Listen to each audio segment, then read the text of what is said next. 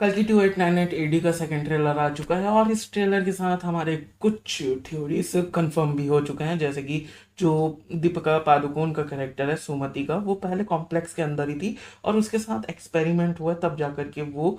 कल की अपने अंदर अपने गर्भ पे धारण कर पाई और तब जाकर के वो वहां से भागी जब उसे पता चला कि आखिर उसके अंदर क्या पनप रहा है या फिर क्या जन्म लेने वाला है। लेकिन ओवरऑल ट्रेलर की बात करूँ तो मुझे काफ़ी अच्छा ट्रेलर लगा ये, जहाँ बस एक्शन के ऊपर ज़्यादा फोकस किया जा रहा है और थोड़ा बहुत हमें और भी दुनिया दिखाई जा रही है, जहाँ बस हम डिफ्रेंशिएट कर सकते हैं तीन अलग अलग दुनिया को, जहाँ बस एक काशी जो कि दुनिया की आखिरी सिटी बची हुई है और दूसरी तरफ जो कॉम्प्लेक्स है और उसके अंदर की दुनिया है, उसके बाद शंबाला, जहाँ बस ये सारी की सारी फाइनल बैटल इस मूवी की कम से कम टेक प्लेस करने वाली है और वहीं पर जाकर के सारे लोग अपना दुख दर्द बांट सकते हैं और अपनी जान बचा रहे हैं। और साथ ही में वो लोग भी हैं इस संभाला में जहाँ बस कि लोग रेबल कर रहे हैं कॉम्प्लेक्स और जो कुछ भी कमल हसन का कैरेक्टर है। और इस ट्रेलर से हमें ये भी पता चलता है कि जो महाभारत के छोटे छोटे ग्लिम्स दिखाए गए थे पिछले टीजर और ट्रेलर में, वो आखिर में पूरी की पूरी कहानी बताने वाले हैं अश्वत्थामा के पॉइंट ऑफ व्यू से, जहां पर हम देखेंगे कि कैसे अश्वत्थामा ने ब्रह्मास्त्र चला दिया था अभिमन्यु की पत्नी के गर्भ में, जहां पर वो उसके बच्चे को मारना चाहता था अपने पिता का मौत का बदला लेने के लिए, और उसके बाद कैसे कृष्ण जी उसके ऊपर हमला कर देते हैं और उसे ये बताने के लिए कि वो उतना इनविंसिबल नहीं है जितना कि वो उस मणि के दम पर अपने आप को मानता है। वहीं पर हमें लड़ाई भी देखने को मिलती है कृष्ण जी और अश्वत्थामा के बीच में, जहां बस कृष्ण जी ऐसा धक्का मारते हैं अश्वत्थामा को क्योंकि वो पीछे सैनिकों को लेते हुए जो अश्वत्थामा हाथी था उसके कटे हुए सर से टकरा जाते हैं और वो भी पीछे चला जाता है। और ये पावर लेवल देख करके हमें ये तो समझ में आता है कि किसी इंपॉर्टेंट इंसान को ही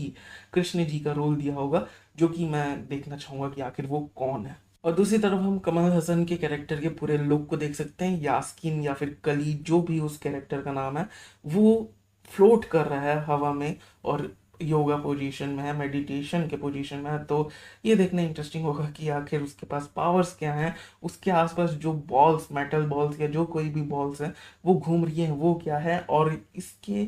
जो सर्कल है उसके आजू बाजू में जो दो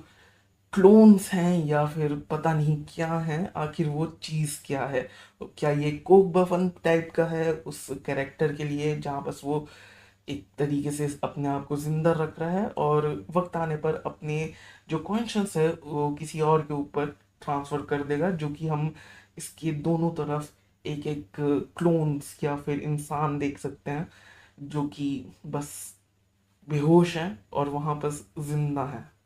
कम से कम देख कर तो लग रहा है। और अब भैरवा के कैरेक्टर पे हैं तो ये ट्रेलर देख करके लगता है कि पहला जो लड़ाई अश्वत्थामा और भैरवा के बीच में होगा वहां बस अश्वत्थामा सुमति को लेकर भाग जाएगा संभाला की ओर, जब उसको एहसास होगा कि शायद कुछ अलग बात है भैरवा के कैरेक्टर के अंदर, तो उसे वो जिंदा छोड़ करके बस सुमति को लेकर निकल जाएगा। लेकिन भैरवा हार ना मानते हुए उस 1 मिलियन यूनिट के बाउंटी के चक्कर में वो उनके पीछे जाएगा और वो भी एंड अप होगा संबाला में, जहां बस वहां बुज्जी ट्रांसफॉर्म होगा किसी तरीके से किसी डॉग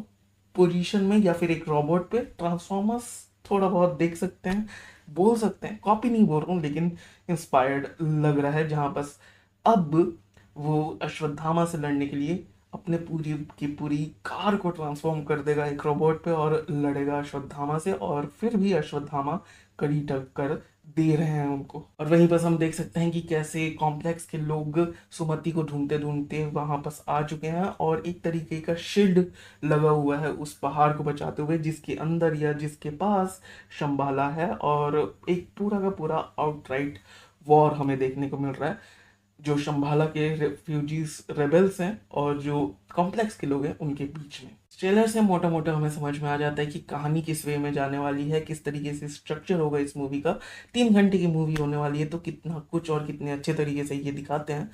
मैं उम्मीद करता हूँ कि अच्छी तरीके से एग्जीक्यूट हुआ हो जो भी इनका आइडिया था वो। बाकी तो मिलते हैं अगले वीडियो में, तब तक के लिए बाय। सब्सक्राइब करो क्योंकि सब्सक्राइब करना बहुत ज़रूरी है। Okay bye.